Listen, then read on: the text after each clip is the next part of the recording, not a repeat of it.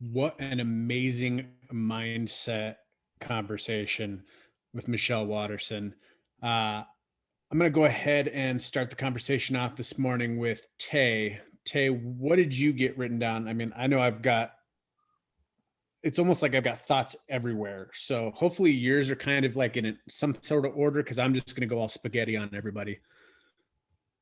It's definitely not in order. I had to actually pick out a couple points so I can leave you guys. So I thought it was so good. I think the first thing that really stuck out to me is when she she talked about in the ring when she learned the different things, the different moves that she can do, and how she correlated how that they saw some of the same things that she already knew, and then her telling her story to the guy. And I think that's what stuck out to me because Chad always say, "Facts tell, stories sell," and she told her story to someone, and that person didn't buy her story, but someone who heard it.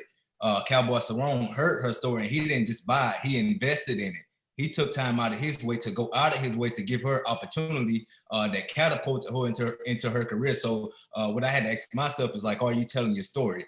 Understanding like the people who you're telling to directly may not be the people that may help you to get to where you are, but somebody who's listening, somebody who's watching you, they may be that person who come along as a mentor, come along as somebody who helps you and prepares you into that next season of your life. So that really stuck out to me first. The second thing I love when he talks about how she's vulnerable and she's always working on her self confidence, but she disguises it as humility, and I love that because that plays right into my word of the year, which is holy boldness, and it's a combination of all those words. Me understanding, like sometimes I post videos every single day, and I have to tell myself I may not know what to say, but I serve a God who does. Like I understand I may fail, but I serve a God who never will. So me understanding, like if I feel like I'm led to do something, I don't have to be 100% sure that before I do this. If I'm 51% sure that this is what I'm supposed to do,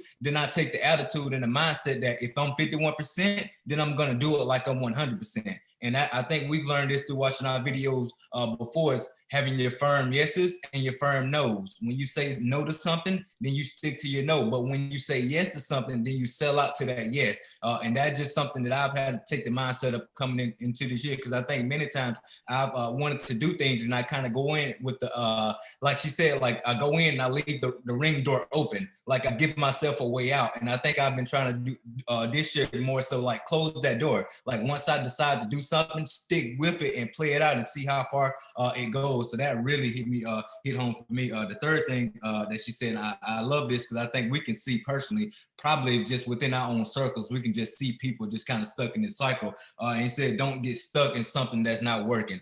We probably everybody's watching. We see people continue to do the same thing, get the same results, and they get mad, they get pissed, and they blame other people for those things. So what I wrote down was like your direction is more important than your speed. Like you can go fast the wrong way. So for me, I had to tell myself all the time, like, because we serve a God, especially me and my wife, like God through us, like we just we just say God is funny. He has a sense of humor. Like that's what we say. Like we're pregnant with twins right now. We was not expecting. We're like, okay, God, what you got for us next? But for me, like you have to always stay open for disruption and redirection. Like God knows where He wants you to go, and we have to understand. Like sometimes the plans that we have for us is not the plans that's going to allow us to prosper and allow us to like really live a life that God has already planned for us. So for me, in my mindset, understand like, okay, if this isn't happening to me, this is happening for me. There's something that it's another way that I need to be going, and God is trying to show me that way. He's trying to point me, and it's also something that I need to learn in this season as well. So for me,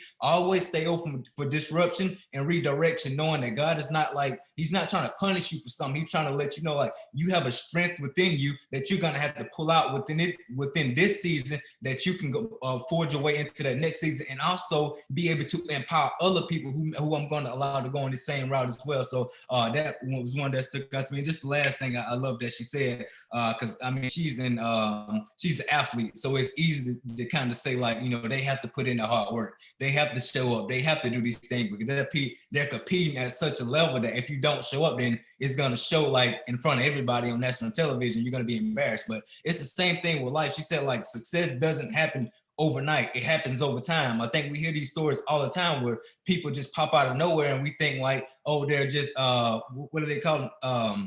they're just overnight success. And then you really start digging into this person's story and you find out, they've been around for this long. They've been through all of this, and we hear that backstory. And I think that's what we have to understand. Like, that is a process. God has to walk you through that process before you get to the promise. And many times I think many people want the promise without the process. Understand, like, you have to show up. I tell people all the time, don't disguise success. Don't disguise what it looks like. Success is hard work. Like she said, her confidence comes from putting in the work day in and day out. Same thing with this business. Like, you can't expect to be Black Diamond and not do Ruby work. Like, it's just not gonna happen. If you're a Ruby, you have to do Ruby work. Get to that, like, continue to elevate yourself to the next level and continue to become that person who's going to become a Black Diamond. So for me, just understand, like your success is based on your daily habits and your routine. What you do today is setting you up for what you're going to have tomorrow. So if you want something that's your goals and your dreams, I talk about it all the time. Like, when you make that dream board, when you make these goals and you make all these things, make sure you have an action plan to match that, because that's ultimately what's going to take you there. There's going to be no magic formula. There's not going to be anything. It's going to be you showing up on hard days. It's going to be you showing up when you don't feel like it, and understanding, like, this is what's going to make you become that person who's going to earn everything that you want. So I think it was just so good. And I think it was good to hear from her perspective. I think, one, because she's a mom and she's also a fighter, and we don't expect that combination. So it's kind of good to hear that and see how vulnerable and how confident she is at the same time. There's so much good in this. And I think I pulled so many nuggets that I have to go back and actually look at my notes again after to hear what you guys have to say as well. So this was a good one. Awesome. Thanks, Tay. Chad, what'd you have written down? Man, so much good here. I'll just go through a few that I had. The first one was that it's never over. There's always a shot. And I think that's so good. I think sometimes we just have to remember, as long as we have hope, we have everything. I mean, that's really what's lacking in extremely, depressed people, is that they don't have hope. And as long as you have hope, then you believe that the best is yet to come, and you just have faith in that, and you're able to hold on to something. Talking about the moments and understanding the big 30,000 square foot view is, between now and the next 20 years, we're going to have moments. We're going to have moments that are extremely exciting, and we're riding a high, and then we're going to have moments where it hurts and it's like a gut punch. And so just kind of keeping all those in perspective, that this too shall pass, whether it's the high or the lowest low. And, they said she said you may lose your confidence for a season. And, we hear about that happen in the business. People hit a certain rank, and then, they'll have a few dry months, and then they'll start second guessing themselves and lose their confidence and say, was I a one-hit wonder? I mean, I imagine football players think that way. Musicians put an album out that's successful, and it's just a natural human tendency, no matter at what level you're playing at, to second guess yourself and just wonder, am I a one-hit wonder? Can we do this again? Even the greatest of all time still have work to do. There's one of my favorite songs. It's by the church we go to. It's called The Belonging Co. They got a couple amazing albums, and there's a song in there called "You're Not Finished Yet," and it's basically just talking about how God is never finished with us. And what's so amazing about God, though, is He won't give us a full-length body mirror and say, "Hey, here's the 87 things I see that are imperfect in you." He gives us like that little tiny mirror that homes in on the one little spot on your face, and He says, let's focus on that and only that right now. And as long as we're teachable, and as long as we're diving in, and we have the attitude of humility, and that, like John Wooden would say, it's what you learn after you know it all that really counts. If we enter into our lives that way, then we're always a work in progress. We should always be on here with our construction hats on, just to let everyone know we're still under construction, right? And I think that's huge. Through the pain to the victory.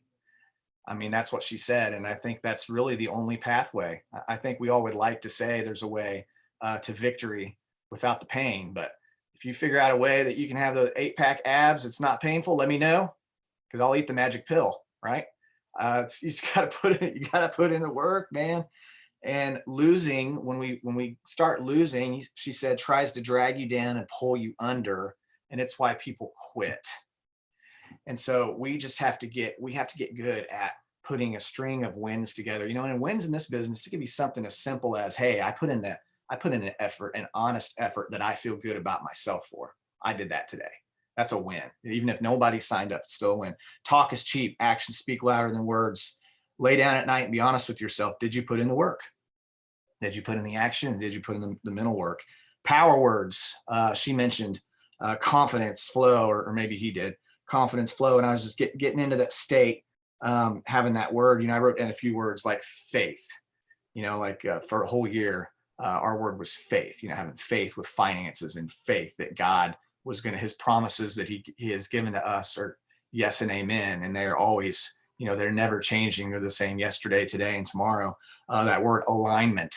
We've probably, if you're in this business for more than a hot minute, there's not really balance, because you'll have seasons where you're attacking the business with all you got, but then you have seasons where maybe you're going through a challenge with a child. And so you have to kind of let the business go and just kind of maintain while you focus on your child, or you focus on whatever God's directing you to focus on. Discipline, legacy, health. When health's one of our power words, we're thinking about ways, how can we be healthy? It gives us the ammunition to say no to the unhealthy things. Having that. And we have the negative triggers too. And we have to be self-aware of that. Which triggers are good, which triggers are bad. Like Tay said, feeding. Who are we feeding? What are we doing to feed that? What are we fighting on the inside? What are we overcoming? And then the last one that I'll say here that I love is, she just said, fighting forces you to face your fears. And I think every human who faces their fears is better for it, because that's what helps us to break through. That's what helps us to build inner strength. That's what shows our children who they need to be. We all want our kids to grow up to be fighters. We don't want our kids to lay down and just say, oh, it is what it is. We want our kids to fight through things, fight through the pain to get through the victory. And so it was cool just to hear that again from somebody who did that. And I thought it was great. Awesome. Thanks, Chad. All right. So the two things that I've got left to talk about. The first one that I've got on here was the very first thing that he said in the conversation, which was, if you feel you are far from your dream, you're not. You are so much closer than you actually think. You are only one person away from accomplishing those goals and dreams. That's so huge, because that happened in her career. She had one person, which was Donald Cowboy Cerrone, overhear a conversation that she wanted to be a fighter, and he reached out to her. It could be one person overhearing a conversation that you're having with somebody at the checkout line. It may not be the cashier that you're talking to, but it may be the person behind you in that line that hears that conversation about your business, that decides to reach out and join your team. That could turn into an ambassador leg for you. Guys, that's how close you are to achieving what it is that you have in here. Work on your self-confidence while you're going towards your goals and dreams. Self-confidence is like a chicken and the egg scenario. Do you have self-confidence to get the results, or are the results what give you the self-confidence? They're both one and the same. You have to work towards both of them at the same time. And then it's a continuation. You keep those things rolling, because when you start getting confident, you have to build on that confidence. Just like she said in her fights, when she's in the flow and things are going her way, she needs to continue that mindset, because the moment that she becomes distracted is when that entire fight can go the wrong way. You can lose your confidence at the end of every month when you don't hit your goal, but you can gain confidence knowing that you're closer to hitting that goal than you were at the beginning of the month. Guys, there's so much power in that, because I think people, especially right now coming into the month end, people are going for huge promotions. People are going for goals and trying to hit them. And I would love it if every single one of you accomplish that and hit your promotion goal this month. That would be unbelievable. But the fact is that it probably won't happen for all of you. So for those of you that you just barely miss it, or you miss it by just a little bit, know that you are closer starting next month to hitting that goal. And know that a goal is just a small fraction of your entire journey on this. Just that one promotion. And that goes to the other point that I have on here is your business bigger than a hobby. Have you made the commitment to it being a career, to it being a lifelong part of what you're doing. Because if it's just a hobby, you're going to treat it like a hobby and you're going to get hobby results. And when you're treating it like a hobby, but believing in career results, that's where you get frustrated, is because you're putting in hobby time, hobby work, getting hobby results, expecting career results. So make sure that you're making that commitment to do the work, because that's one of the biggest things she said. You have to put in the work. You can take on only so much, but when you put in the work, that is when things start to turn around. You can wish, want, and hope, but you have to put action in, and it has to be a goal. Otherwise, it will always just be a dream. If you are passionate about it enough, if you think about it enough, if you wake up in the morning thinking about it, if you go to bed thinking about it, you will put in the grind enough to make it happen. We did an amazing team training last night, and I'll put the link in for everybody so you can go back and rewatch it, on why. We had 4 amazing stories that went through and told you their why. Their why was making them cry. That's what he said. If it's emotional enough to move you, you will figure out how to do all the things to accomplish it. Pull confidence in from putting in the work. If you're putting in the work, you can pull confidence out of that. If you walk the talk and things don't turn out the way you can keep going, the way you wanted things to go, you can keep your head up. Because when things don't happen the way you think, because you have it in your mind, this is the way that it's going to go. Guess what? 99.999.8% of the time, that's like almost 100%, it won't turn out the way that you thought it was going to happen. You know, like Tay said, God has a sense of humor. When you think you're doing awesome and you're ready to have a kid, he's going to give you twins. Can't wait to see how that works out for Tay and Carrie. God's going to give you guys all the strength to deal with that. It's going to be amazing. But that's exactly it. You have a specific plan that you think is going to happen in your life, and it goes a different path. The thing is you will be successful when you don't let it derail you, when you actually let it happen to you and you pivot and adjust. You know, Ed Mylett says it all the time. Things are happening for you, not to you. It's how you frame it. Just a couple more left. You need to create positive triggers and positive words. You have to take action on those, because your actual pre-programmed to the negative. He said, if you're not actively creating positive triggers for you, your mind automatically defaults to protection and defaults to negativity. Finally, this was one of the huge things that she said when she was talking about her daughter is, are you content with just being average? So write that down. Are you content with just being average? But then take it a step further and underline the content, the just, and the average.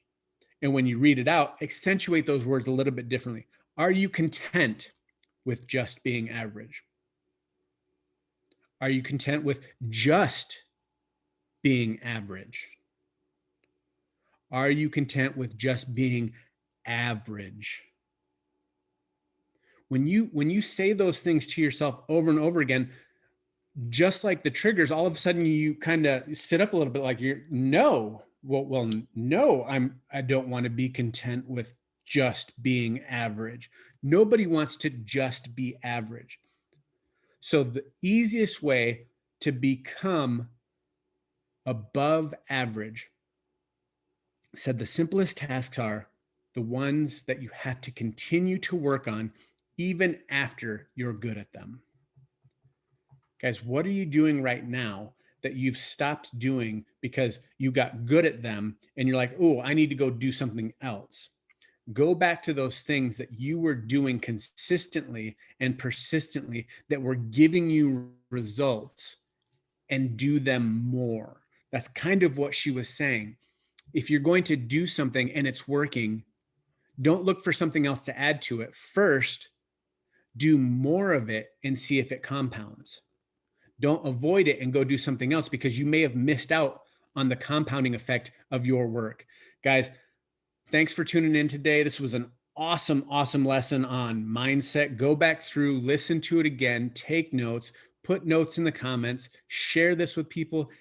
Go out and change people's lives and change their mindset. We'll see you guys here again next time.